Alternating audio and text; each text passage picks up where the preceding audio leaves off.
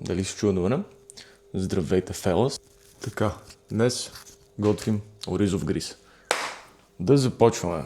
Това видео го правя за всички мои клиенти, не клиенти, потенциални, бъдещи, минали, следващи и т.н., на които съм правил режими или ще правя и в закуската, обяда, вечерята, сета слагам оризов гриз. Сега ще ви покажа степ бай степ как да си направите оризов гриз. За целта трябва ни купа оризов гриз, аз ползвам този, Cream of Rice, протеинна прах за дрипа, Whey изолат. В моят случай си подготвям 160 грама шуп, 155. Така. Ще ни е необходимо и още едно нещо. Касеролка.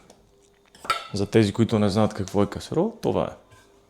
Не е точно тенджера, а е малка тенджера с дълга дръжка.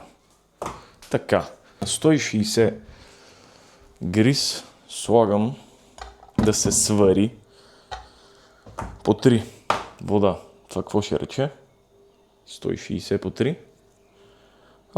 500 мл вода слагам. Сета. 250.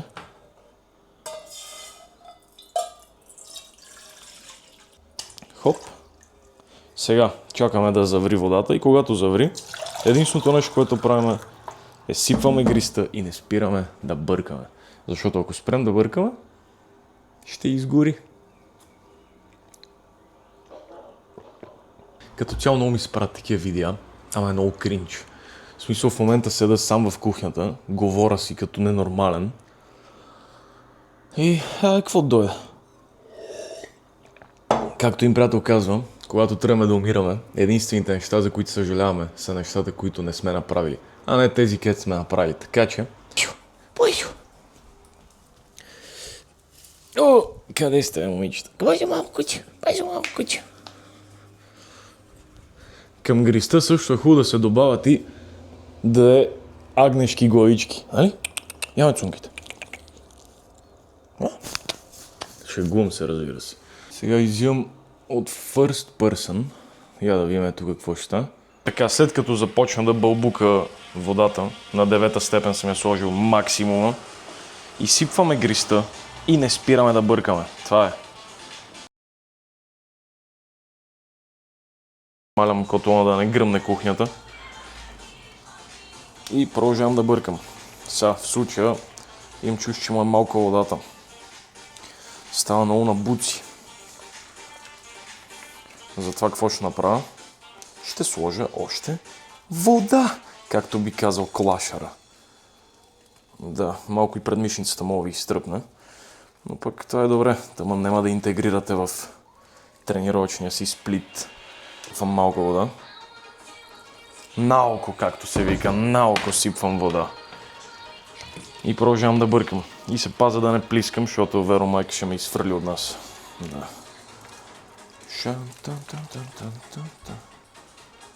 Консистенцията я гоним да е горе-долу да го фърлите през прозореца и да утепате съседа. Но на мен това ми харесва в момента, което постигнах. Не знам дали ще го видите хубаво. Ама е топе. 1 кило гриз. Малко е мръсно сам, няма да ви лъжа, мърлява работа е гризта, но пък затова е хубаво. То не е важно колко си работил, колко си изцапал. Така, в една друга чашка имаме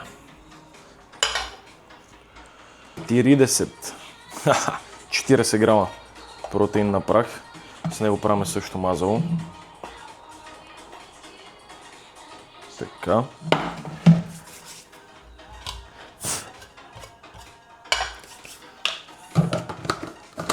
И към тези 40 грама протеин добавям също толкова вода, даже малко по-малко. Идеята е да не е течно като вода, а да стане по-гъсто, да стане като спред, ако мога така да го нарека. И почва да правим мазало. Шек.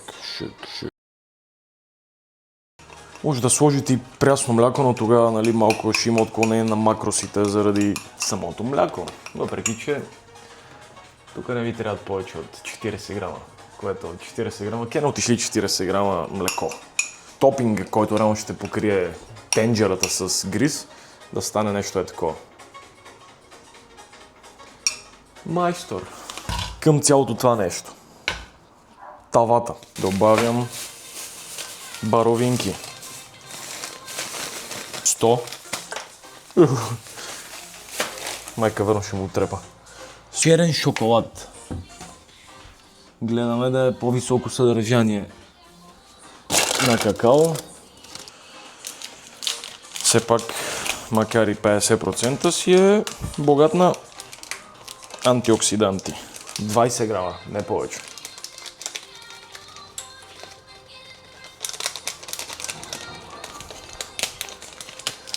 Ще са още малко. Сега магията дрипа.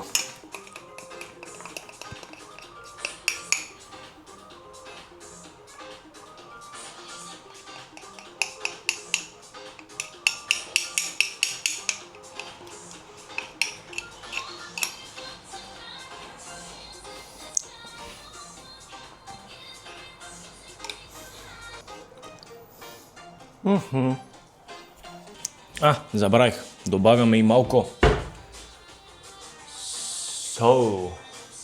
Така. 2 грама е така чисто за натрия. За натрия слагаме малко солчица. И крайният продукт трябва да бъде това нещо. С касеролата. Не е много красиво, но е много вкусно.